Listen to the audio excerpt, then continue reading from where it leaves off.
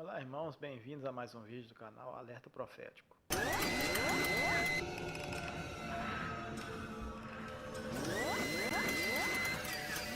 Bom, meus irmãos, a paz do Senhor Jesus, nós vamos estar retornando hoje com os nossos estudos, com as nossas postagens.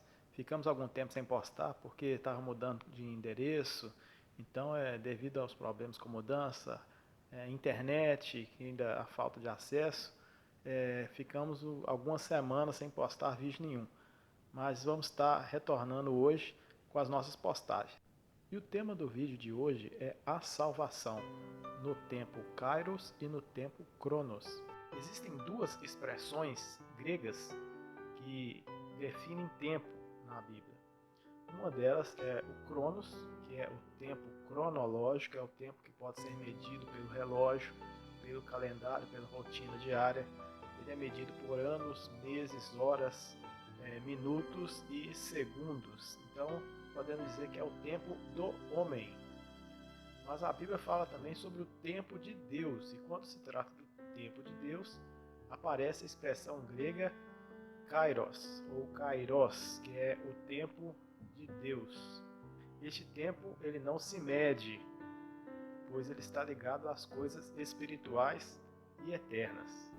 O apóstolo João, ao escrever o livro do Apocalipse, ele teve a oportunidade de adentrar nesse tempo de Deus, o tempo Kairos, pois quando ele entra na eternidade, ele começa a escrever tudo no tempo de Deus.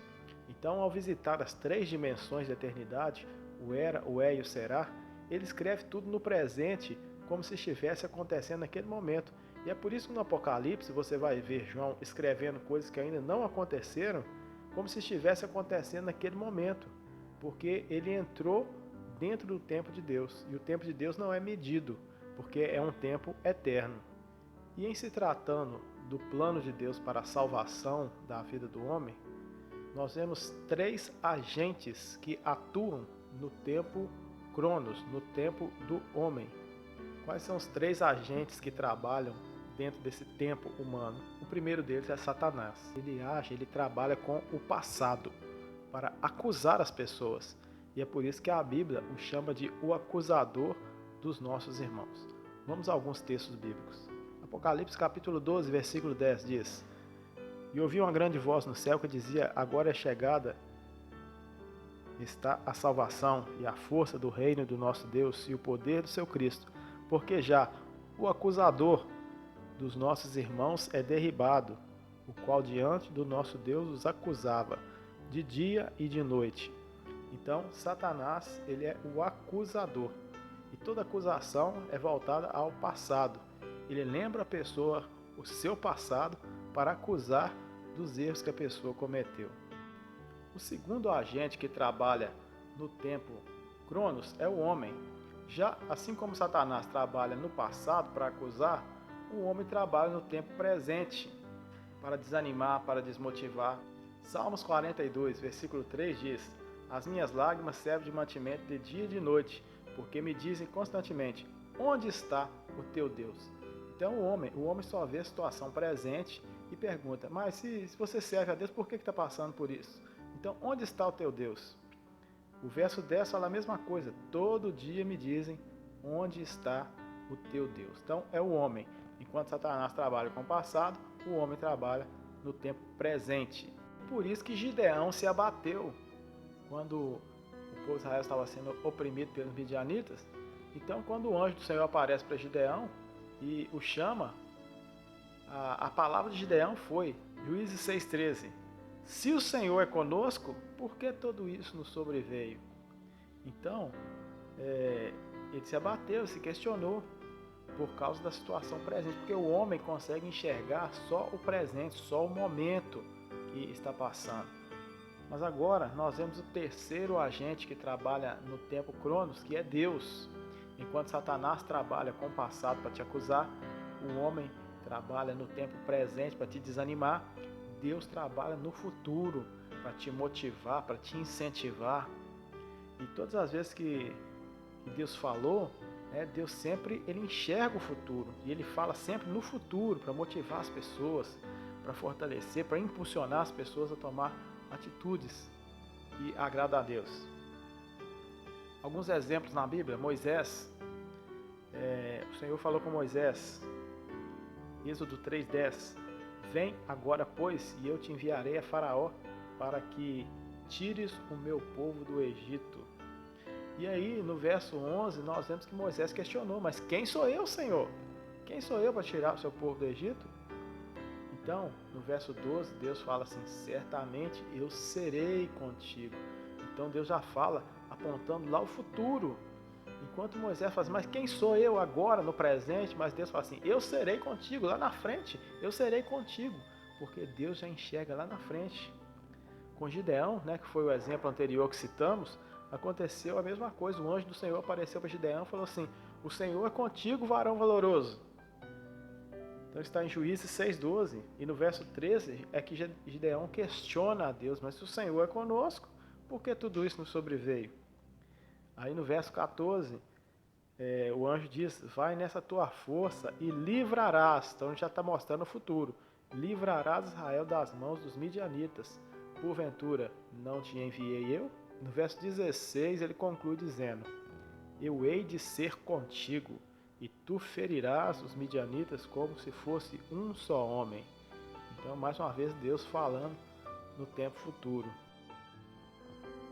Bom, nós entendemos então que o tempo Cronos, que é o tempo do homem, ele se divide em três, que é passado, presente e futuro.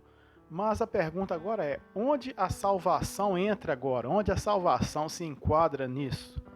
A salvação, ela vem de Deus, ela sai então do Kairos, que é o tempo de Deus, e ela adentra dentro do Cronos, que é o tempo do homem. E a salvação agora, ela resolve três problemas. A salvação trata destes três tempos, passado, presente e futuro. Então a salvação, ela resolve o nosso passado, ela resolve o nosso presente e ela prepara o nosso futuro.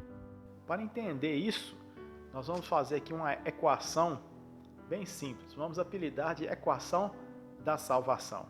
Então nós podemos definir salvação como somatório de três palavras. A salvação é o somatório de justificação mais santificação e mais glorificação. Vamos de novo? Justificação mais santificação e mais glorificação é igual a salvação. Vamos entender separadamente essas palavras. Qual é o conceito de justificação? É o ato do perdão, da limpeza da culpa, limpeza do pecado, efetuada pela graça de Deus, através do sacrifício de Cristo, pagando o preço de nossa redenção. O homem se torna justo diante de Deus, ao aceitar a Cristo como seu Senhor e Salvador. Alguns textos corroboram com essa definição. Romanos 3, verso 24. Sendo justificados gratuitamente pela sua graça, pela redenção que há em Cristo Jesus. Romanos 4, 25. O qual por nossos pecados foi entregue e ressuscitou para a nossa justificação. Romanos capítulo 5, verso 1. Sendo, pois, justificados pela fé, temos paz com Deus, por nosso Senhor Jesus Cristo. Outro texto, Romanos capítulo 5, versículo 9. Logo, muito mais agora, sendo justificados pelo seu sangue, seremos por ele salvos da ira. Então nós podemos ver que a justificação ela trata do nosso passado, porque se trata do perdão de todos os nossos pecados. Então isso é a justificação, quando nos tornamos justos diante de Deus. O passado então já foi tratado. Então entra a segunda definição, que é santificação. Já a santificação trata do nosso presente, o tempo presente, pois é o comportamento daquele que é salvo no processo da salvação. Então no processo da salvação, o nosso comportamento, ou seja, o comportamento daquele que é salvo, é um comportamento agora santo. Então se trata do presente. Alguns textos bíblicos. Romanos 6, 22. Mas agora, libertados do pecado e feitos servos de Deus, tendes o vosso fruto para a santificação e, por fim, a vida eterna. O outro texto, 1 Tessalonicenses, capítulo 4, versículo 3. Porque esta é a vontade de Deus, a vossa santificação, que vos abstenhais da prostituição. O outro texto está no versículo 7, 1 Tessalonicenses 4, 7. Diz assim, porque não vos chamou Deus para a imundícia, mas para a santificação. E por fim, Hebreus, capítulo 12, verso 14. Segue a paz com todos e a santificação, sem a qual ninguém verá ao Senhor. Portanto, a santificação se trata do comportamento do salvo no tempo presente. E para concluir, vamos falar sobre a glorificação. Já a glorificação trata do nosso futuro, ela ainda não aconteceu. A glorificação vai acontecer no arrebatamento da igreja. Então se trata de algo que vai acontecer no futuro. Alguns textos. Romanos 8,17. E se nós somos filhos, somos logo herdeiros também.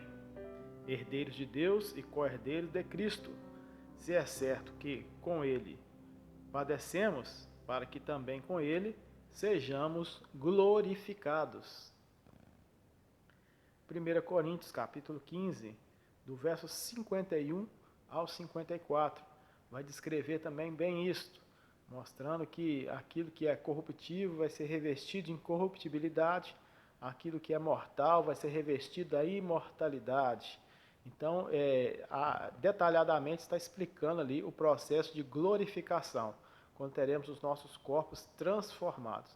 Então, a glorificação ainda não aconteceu, nem no passado, nem no presente, mas é algo futuro que acontecerá quando Jesus voltar para arrebatar a sua igreja.